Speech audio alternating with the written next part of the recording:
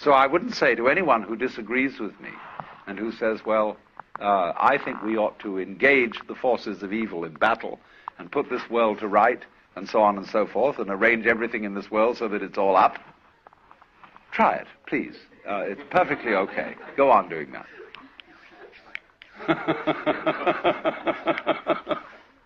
But if you see that it's futile, then you can let go. Don't try to cling. Relax. And if you do that, you're in the state of nirvana. And you become a Buddha. And of course it means that you become a rather astonishing person.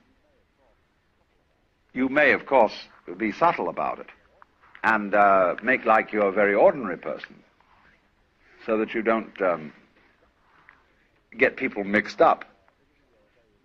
Because if you are a very astonishing person, everybody wants to be like you. And they use you as an object of trishna, of clinging. They rely on you. You get a transference on you. Everybody comes running around and says, please help me. I'd like to be like you are. And then you have to get rid of them. See, that's the difference between a doctor and a clergyman. I shouldn't say things like this, but doctors try to get rid of their patients.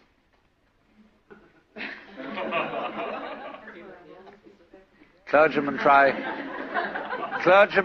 to get them hooked on the medicine so that they will become addicts to the church.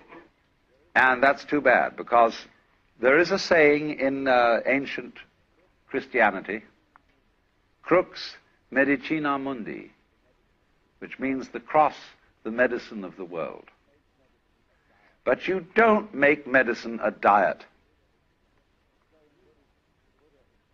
And so in Buddhism, the Buddha explained that his doctrine, his method, was a raft. It's sometimes called a yana.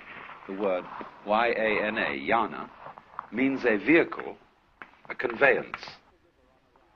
And when you cross a river on a raft, and you get to the other shore, you don't pick up the raft and carry it on your back. You leave it behind.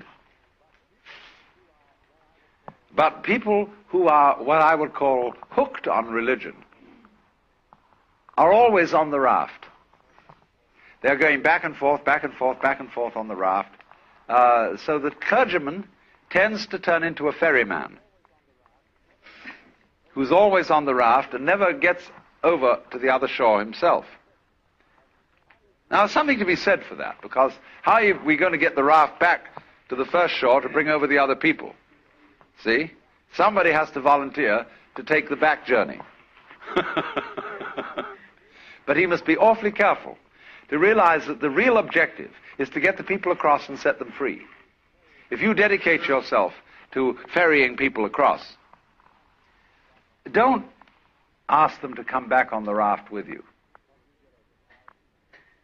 because you'll get overcrowded and people will think that the raft is the goal rather than the other shore.